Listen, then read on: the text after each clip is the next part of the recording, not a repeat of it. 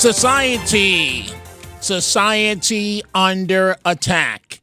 And this is what happens when you send a message consistently of disrespecting our police, of defunding the police, when you send a message of honoring the scam Black Lives Matter.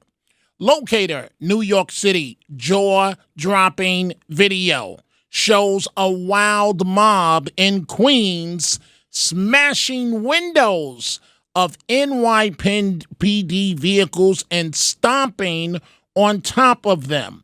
This happened early Sunday during a wild car meetup.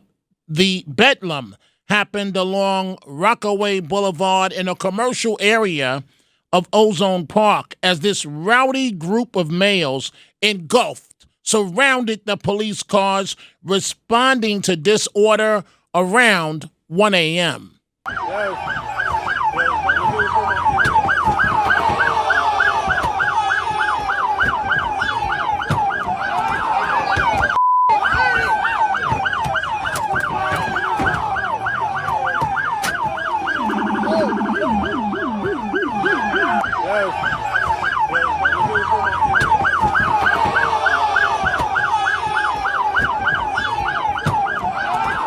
Police, the NYPD, have made 3 arrests thus far, expecting from amongst the group, expecting many more arrests that vandalized the NYPD vehicles in Ozone Park, Queens.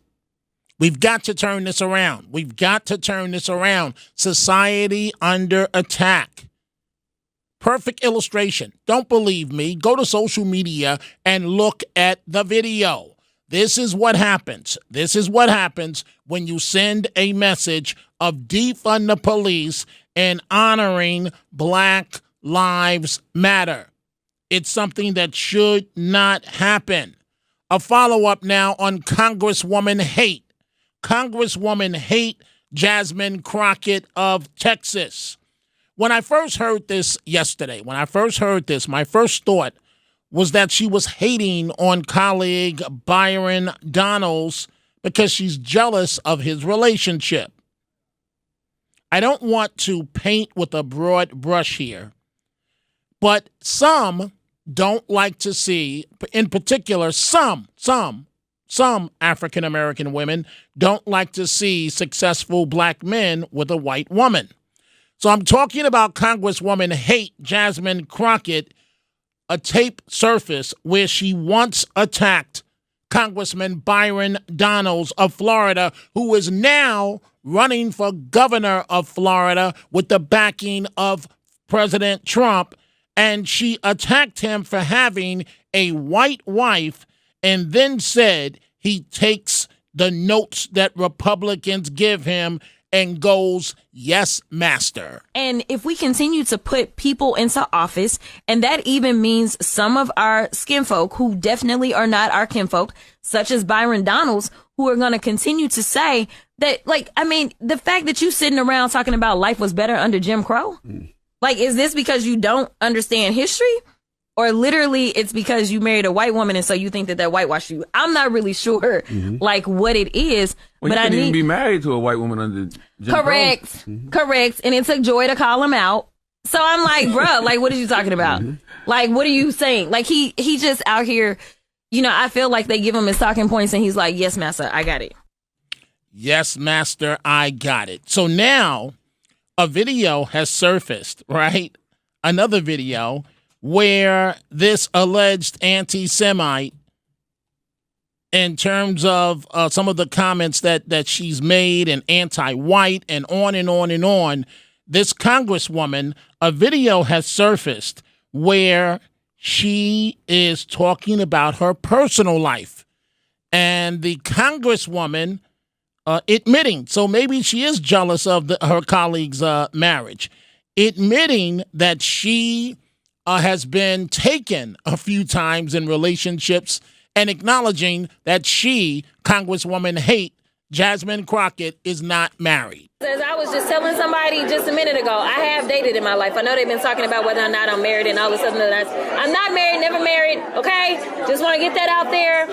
But I have dated. And I will say, Any of us that have ever dated, we've been hoodwinked a time or two, where we just sat there and we thought that he was going to be so great for us because he sold us on all the things, or her, okay? And then we realized they ain't. That's where we are, and that's okay. What matters is that you wake up and you say, this is not the one for me. Interesting. So we'll be beginning with your telephone calls in just a second. Also, the heartbreaking car accident in Brooklyn over the weekend.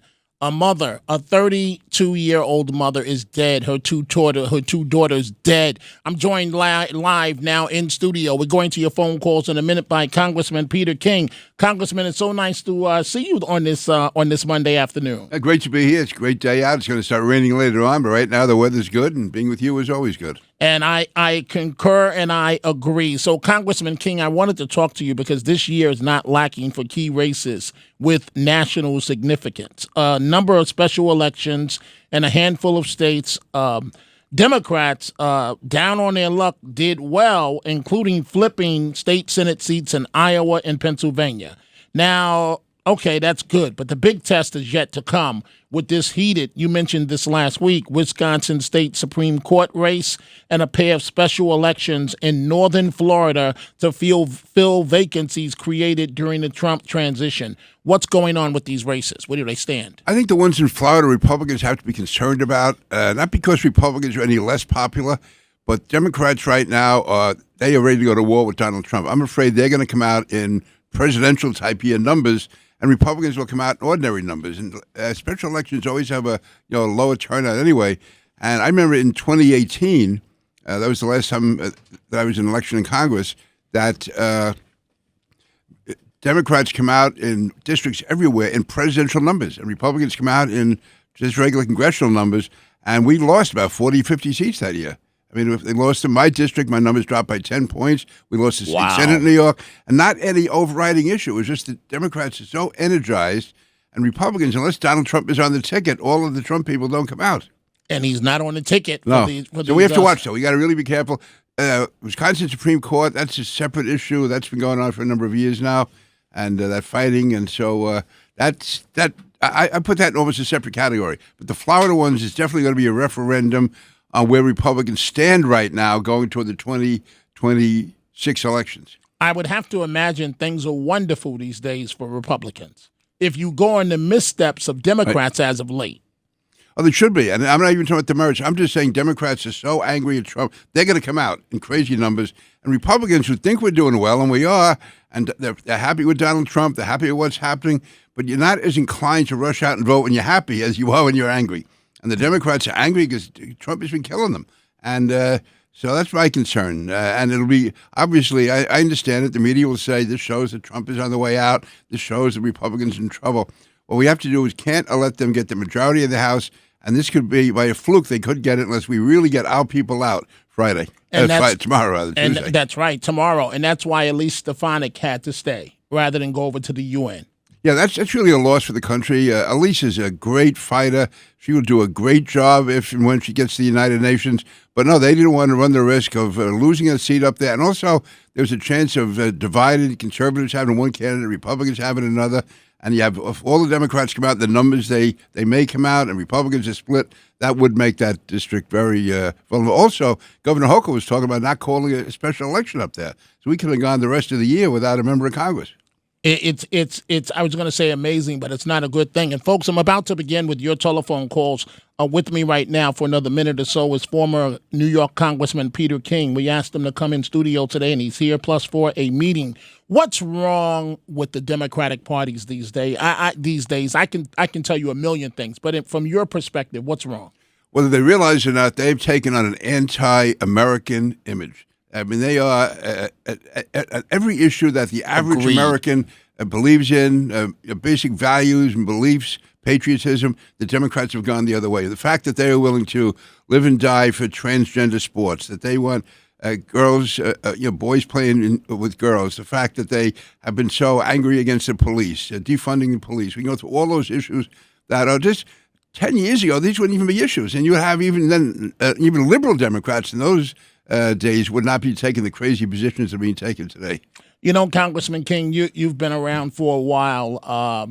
and I'm not trying to date you. So in a minute, I'm going to be starting. I know you got to go upstairs for your meeting. I'm going to be starting with our telephone calls, beginning with Michelle in Connecticut, mocking, Jasmine Crockett mocking Byron Donalds, his interracial marriage. I mean, how low can you go? That is so disgraceful. If a Republican even thought of saying something like that, Gone. He'd be gone. It'd be headline stories everywhere demanding a resignation, and rightly so. I mean, that is a disgraceful thing to even get into. First of all, it means nothing. It's strictly a racist call. It's absolutely terrible. By the way, Byron Donalds, from Brooklyn originally. He's one of us. I didn't know that. Yeah. I didn't know that. He's a Brooklyn boy, Brooklyn man. He's down in Florida. He's very popular, hardworking.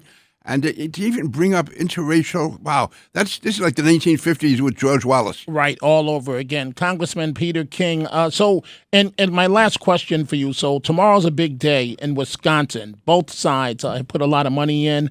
In November, voters in Virginia and our backyard, New Jersey, tasked with picking new governors as incumbents in each of those states face term limits. Are you expecting any surprise in either Virginia or New Jersey? And I know it's a ways down the road. No, not expecting any surprises. I think there's probably front runners in both. I think it's important that Republicans do all they can to, first of all, hold Virginia in November, and that we should be able to take that seat. I mean, last time around, the Democrats barely snuck in Virginia.